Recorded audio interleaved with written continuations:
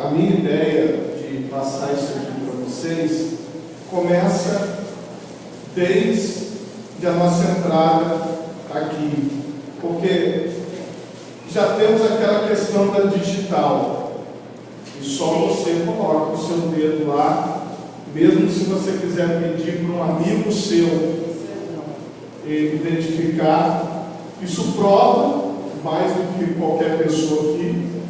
Se não tivesse nenhuma prova que você é um ser único e insubstituível, o fato de você colocar o dedo lá na digital e ninguém poder colocar por você já é a prova que você é insubstituível, porque ninguém pode fazer, ninguém pode colocar o dedo, não vai identificar, porque a sua digital é única, não tem jeito. Agora, o que acontece? Por trás de cada palavra tem uma filosofia. Na filosofia capitalista, na segmentação de mercado, como o capitalismo chama, eles têm muito essa questão de número. Então, o que acontece? Isso não pode ser traduzido para nós. Eu não posso olhar para um ser humano e dizer assim, não, qualquer pessoa pode fazer o que você faz. Não é verdade. Eu não posso chegar para o ser humano e dizer assim, não, isso aí qualquer um faz. Não é assim. Porque nós não somos fruto de um produto. Nós não somos um produto da mídia. Não somos um produto feito pelas empresas. Nós não somos isso. Nós somos seres humanos. E o problema do capitalismo é esse. É que ele vai coisificando as pessoas. Ele vai transformando a pessoa num produto. E aí, a pessoa ela vai ficando assim, exacerbada, e ela tem que ser um número, ela tem que fazer, e aquilo causa uma angústia no coração. É por isso que muitas pessoas não conseguem se aceitar, porque falta essa, vamos dizer assim, quando a pessoa tem um alicerce, quando ela tem uma base, quando falta a base. Aí ela não consegue, porque as pessoas estão cobrando o tempo todo número, e a nossa emoção, a nossa inteligência, ela não percebe de forma numérica, entendeu? Eu gostaria de pedir ajuda aqui para entregar o Wesley com o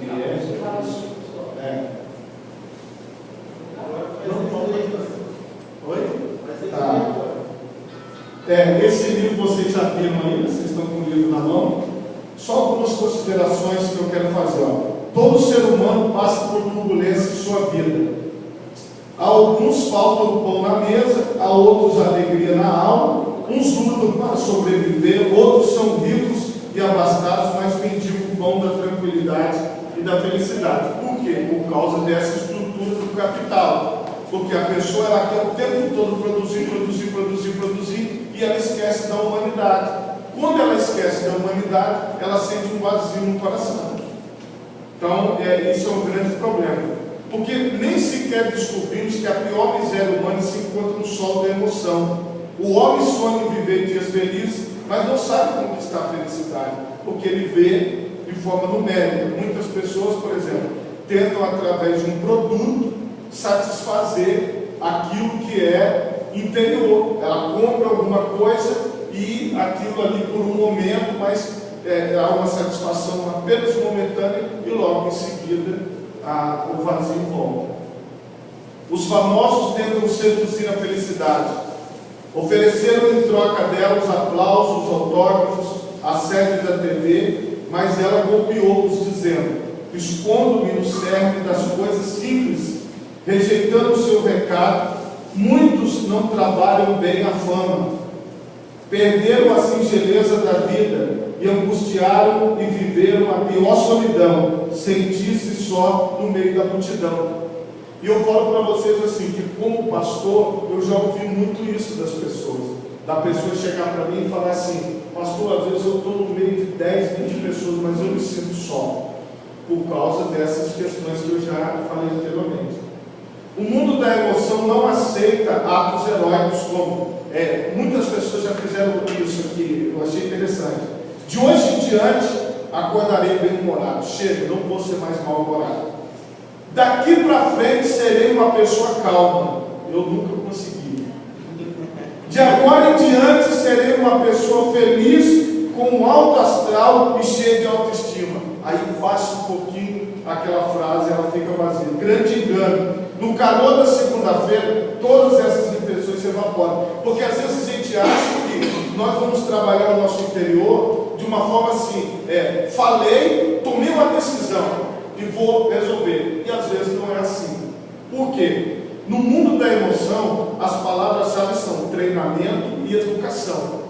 Vai ter um momento que você vai estar bem, entendeu? E vai ter um momento que você vai estar mal. Você precisa treinar a sua emoção para estar bem e treinar a sua emoção para estar mal. Eu falo isso com a Cristina direto. Você tem que educar a sua emoção. Vou dar um exemplo para vocês aqui. Cristina é nossa amiga, não é uma exposição da imagem dela, mas o tio dela faleceu e ela não chorou durante quantos dias, Cristina? 3 dias. De repente, o choro apareceu, não foi? Sem ela esperar. Por quê? Porque ela reprimiu a emoção. Ela reprimiu o sentimento dela, e ela talvez, porque ela estava acompanhando a mãe dela, os parentes dela, ela pensou assim, não, eu tenho que ser forte pelos meus parentes.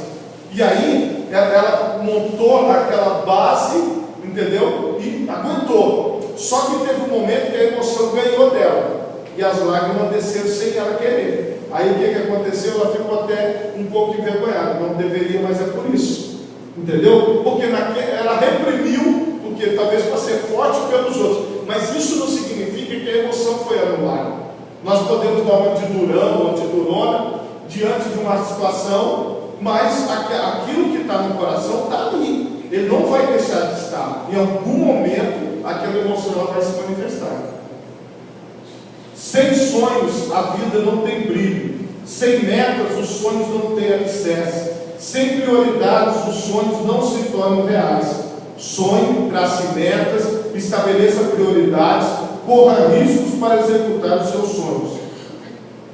Uma coisa que eu acho interessante aqui, eu concordo com ele, com Augusto Cury. Melhor é errar por tentar do que errar por se omitir. Não tenha medo, porque quando você faz, depois não deu certo, é mais fácil você superar do que quando você, na verdade, reprime a sua emoção.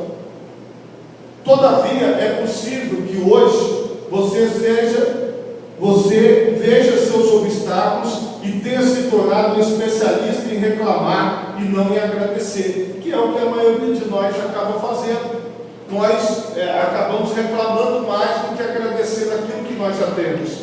E ele diz assim, por isso, não consegue deixar de falar da crise financeira, das pessoas que o machucam, das frustrações da vida. Talvez você gaste energia excessiva com as críticas que recebe e com coisas que prejudicam o encanto pela vida. E ele fala aqui, desperte. Por quê? Se você começar a olhar só o lado negativo da vida, só as coisas ruins, só as coisas complicadas, só aquele padrão pré-estabelecido, só que eu tenho que atingir aquele padrão, eu tenho que ser de tal jeito, aquilo vai causando angústia. Por quê? Você muitas vezes, o seu organismo, ou o lugar onde você mora, ou as pessoas que você se relaciona, não vão te proporcionar isso.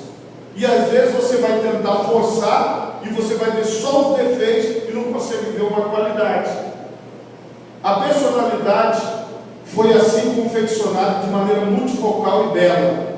Se você é negativista, inseguro, corajoso, sonhador, isso se deve à história escrita em sua memória. O que acontece? Ele fala muito disso nos livros dele, que nós, é como se fossem janelas dentro da nossa mente. Toda a sua história, ela vai se abrindo como janelas. Se você passou por uma frustração, um grande problema, um abandono, se você foi vítima de algo na sua infância ou na sua adolescência, o que vai acontecer com isso? Você vai ver a sua vida na perspectiva daquela janela traumática, daquele problema. Por exemplo, se você teve um problema com uma roupa que você não queria vestir, mas a sua mãe te obrigou a vestir, vamos supor que aquela roupa fosse laranja. Toda vez que você olhar para uma cor laranja, por algo laranja, você vai lembrar na hora, vai vir na sua mente, puxa vida, olha, minha mãe me obrigou a me vestir de laranja aquela vez. Aquilo vem na hora, não é uma coisa que você pré-determinou, eu vou pensar no que eu passei. mas aquilo vem assim, de forma ser inesperada. Ele fala o seguinte, ele nos aconselha assim, ó, aplique a técnica do DCD, duvide, critique e determine. Vamos supor que foi esse caso da roupa que eu disse aqui. Você tem que parar e pensar assim, mas espera aí, isso aconteceu quando eu tinha 7 anos. Não posso ficar vivendo essa emoção de lá de trás. Já passou, acabou. Aí você vai dizer, aí você vai duvidar disso. Por quê? Por que eu sinto isso? Se eu já sou adulto, não era para eu estar sentindo isso. Você vai duvidar da sua emoção, do seu sentimento. E você vai determinar. Você vai dizer assim, olha, a partir de hoje, você vai falar, Cristina, poxa, se eu tiver que chorar, eu vou chorar. Eu não sou mais forte que outra pessoa. Qual é o problema? Eu sou ser humano como os outros. Eu não tenho que ser forte para ninguém. Eu tenho que ser eu mesmo. Então, quando você determina que você vai ser você, ou que aquela situação não vai se repetir, você passou, aí repetiu de novo, você vai duvidar, criticar e determinar. Você vai fazendo esse exercício. Vai chegar um momento que você vai falar, ué, eu superei sem. Eu vejo, por exemplo, a gente conversa muitas vezes, eu e o Roberto vai contando para mim as coisas que ele já superou. Porque se você não conseguir superar, se você não conseguir duvidar, criticar e determinar, aquela situação que você já passou, ela vai se tornar perpétua e você não vai conseguir se desvencilhar daquilo de forma nenhuma. Porque você tem que falar isso, pensar antes, durante o momento que você está vivendo de estresse e depois da mesma forma.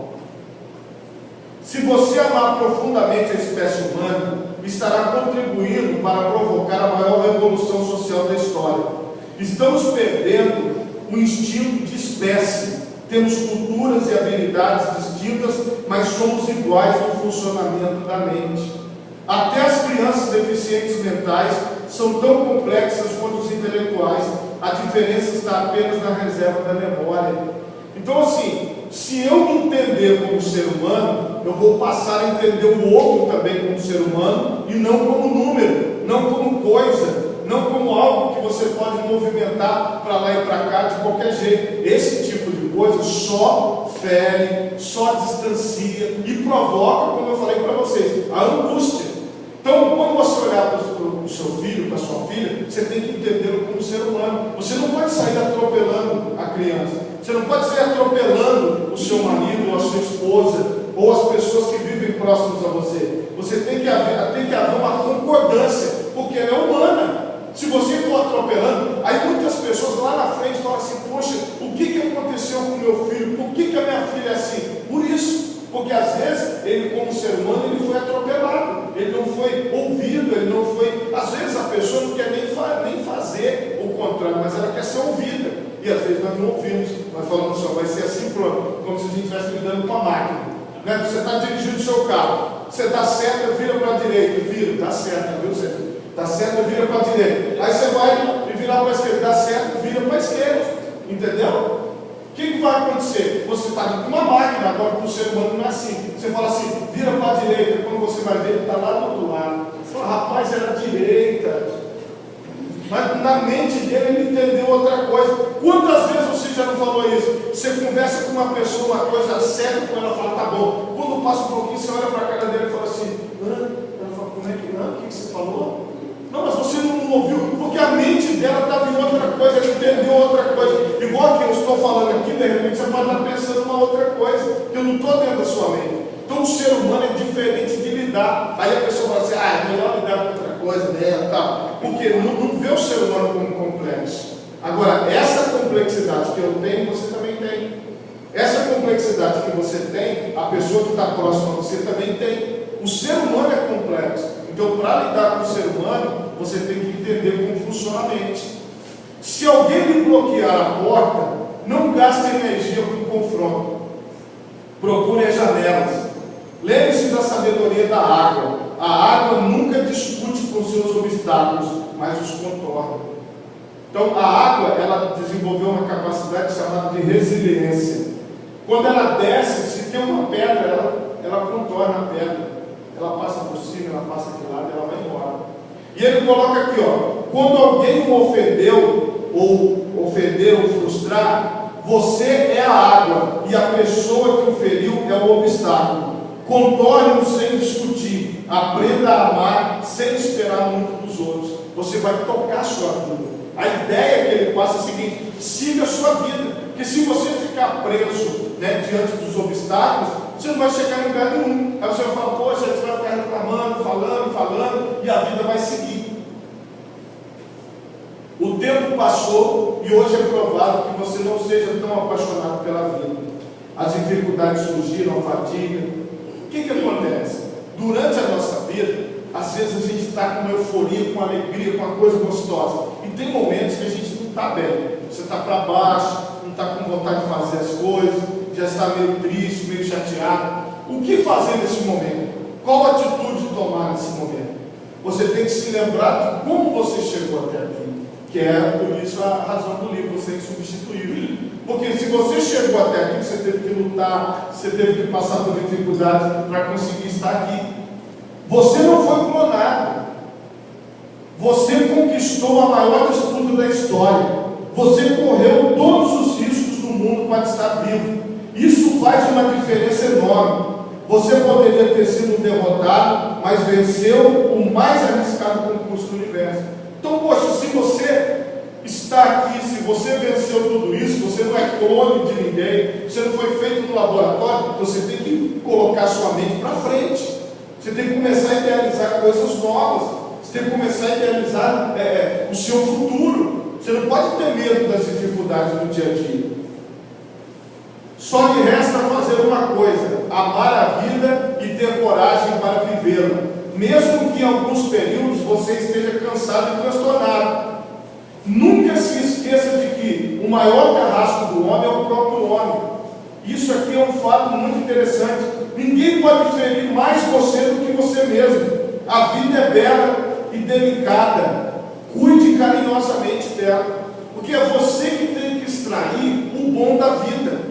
É você que tem que extrair a melhor parte. Se tem alguma coisa no prato que você não gosta, coloca de lado, mas foca naquilo que você gosta, coma aquilo que você gosta. Mas muitas vezes nós ficamos assim, poxa vida, aí está aqui esse lado ruim, e nós ficamos reclamando sobre as coisas ruins.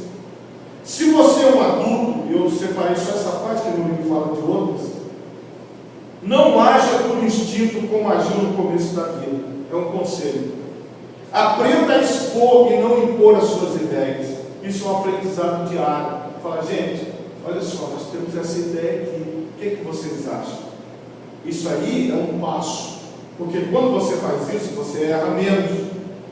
Mas não viva, isso aqui é uma coisa muito interessante, treine eficiente, treine ser eficiente, lúcido e trabalhar em equipe, que é o que nós precisamos. Nós precisamos ser lúcidos, eficientes e precisamos trabalhar em equipe. Mas não viva para trabalhar. Porque o que acontece? Se você ficar 24 horas trabalhando e 24 horas focado no trabalho, o que vai acontecer? Você vai enlouquecer. E o pior, você vai enlouquecer as pessoas que estão junto com você. O seu pai, a sua mãe, a sua esposa, o seu marido, os seus filhos. Vai chegar um momento que ele vai falar assim, cadê você? Porque você precisa ter outras atividades, até mesmo para você relaxar a sua mente, descansar a sua mente. É isso que é necessário, porque senão você vive o tempo todo um estresse, o tempo todo aquela coisa, aquela adrenalina, aquele negócio, daqui a pouco, pum, vai para o hospital. Quantas pessoas nós conhecemos assim, que só pararam quando foram para o hospital? Zé Filho é um deles. É verdade. O Zé Filho, se ele tiver, ele está em atividade, ele só ficou sentado quietinho quando o médico teve que internar, porque a atividade não para. É isso que nós temos que entender. Tem horas que eu falei para ele, não foi, Zé Filho? Nós começamos a falar, Zé Filho, para, fica tranquilo. Nota também a mesma coisa, está aí com o braço dela que trincou, está se recuperando. Tem que parar, porque senão o corpo, a nossa humanidade, não é como a máquina. E até as máquinas estragam. Então a gente tem que ter essa consciência que nós precisamos variar as nossas atividades. Faça coisas fora da sua agenda que promovam o seu prazer de viver e sua tranquilidade. Que adianta adianta você ser o mais rico do cemitério.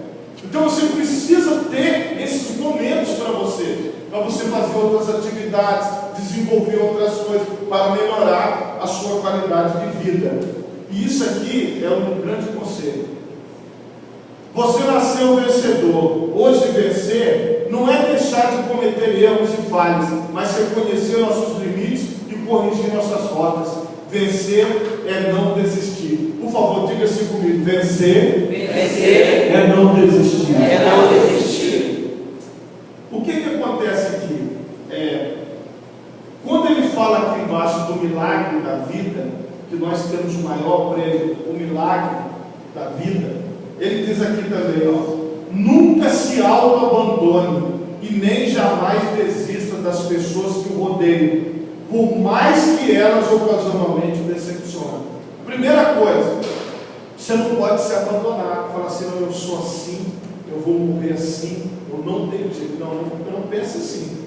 Isso aí não pode ser. Outra coisa, se você não desiste de você, você não vai desistir das pessoas ao seu redor. Você não vai desistir das pessoas que estão próximas a você. Por quê? Porque você não desistiu de você. Agora, se você desiste de você, você vai desistir das pessoas ao seu redor. Esse é o maior de todos os problemas. O que importa é que você conquistou o direito de ser um ser humano consciente, inteligente e livre. O que importa é que a sua vida é mais importante do que todo o dinheiro do mundo e mais valiosa do que todos os aplausos das multidões. O mais importante é a vida. O próprio Jesus falou isso. Ele falou assim: a vida é maior do que o alimento, a vida é maior do que a roupa, do que a veste. Por quê? Nós temos que dar importância ao que tem valor. O que tem valor para nós? A vida. Então, se for para você fazer algo que isso prejudique a sua vida, não faça, porque senão você vai se deteriorar como ser humano e você vai cair na lógica do capitalismo, que é você produzir, e no final você sente aquela angústia, aquela coisa difícil, aquela dificuldade de viver. O que importa é que, apesar de todos os obstáculos, sua vida é mais bela e complexa do que todas as estrelas do céu. Ela é o maior espetáculo do mundo, a obra-prima do Criador. E o Augusto Cury, que escreveu isso aqui, ele era ateu. Você já pensou? Um ex-ateu escreveu o que ele está escrevendo aqui? Porque ele disse que quando ele começou a observar a vida, começou a observar a história, começou a pesquisar, ele entendeu que existe um Criador, ele entendeu isso como ex-ateu, ele passou a acreditar no Criador, depois que ele fez todo esse estudo. Traga sempre em sua memória que, ainda que você frequente filas de banco, no trânsito, no supermercado, você não é mais uma conta bancária, nem um número de identidade ou de cartão de crédito. Se nós passarmos por esse período todo, vocês aprenderem só isso comigo, eu vou ficar feliz. Você não é um número, você não é fruto do produto do capital, você é uma pessoa complexa, fruto de um milagre da vida. Você não pode se achar como mais um, porque tem milhões de seres humanos, mas não tem ninguém igual a você. Como falei no início, a prova é a digital, todo dia tem que ser o seu dedo na digital. Será que isso não basta para você? Todo dia aquele ponto fala para você: você é um. Todo dia aquele ponto fala para você 2 vezes por dia: você é insubstituível, você é insubstituível, você é insubstituível, você é insubstituível. O ponto está falando todo dia. Nós estamos aqui desde o dia 2 de janeiro. Está falando todo dia: você é insubstituível, você é insubstituível, você é insubstituível. Mas às vezes a gente não acredita nisso. A gente acha que alguém fala assim: você é substituível. Não, não é não. O seu ser não é substituível. Não é. Isso não é lógico, não é científico, não é. Porque o seu ser é só ele que existe. A sua arcada dentária só tem ela. Não tem igual. O seu DNA só tem ele. Então por que a gente não acredita nisso? Se a ciência diz isso, é porque fala: mas tem uma multidão, tem todo mundo, ninguém liga para mim, todo mundo esqueceu de mim, ninguém me dá atenção, e aí nós vamos ficando cada vez mais deprimidos. Ainda que você tenha vários defeitos, e vocês estão convivendo comigo, vocês estão vendo que eu tenho vários. Ainda que você cometa alguns erros, e em alguns momentos seja derrotado pela ansiedade, não há pessoas iguais a você no palco da vida. Não há. Quantas vezes você já não foi derrotado pela ansiedade, já não errou, já não fez coisas que não deveria fazer? Todos nós. Todos nós já fizemos isso. Porém, olha o que diz aqui, ó. Se você não existisse, o universo não seria o mesmo. Porque não existe outra pessoa igual a você.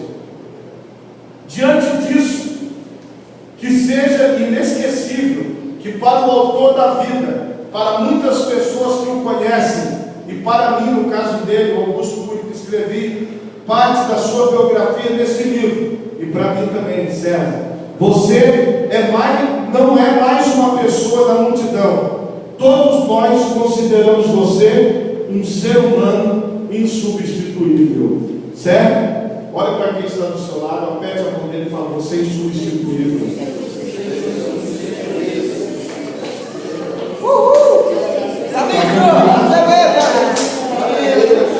Fabrício Lobato. Aí? Ok? Então, podemos já parar a gravação aí, dar pausa. Que o Alexandre, ele vai ver lá onde ele está. Ele disse que ele vai assistir, nós vamos colocar no YouTube.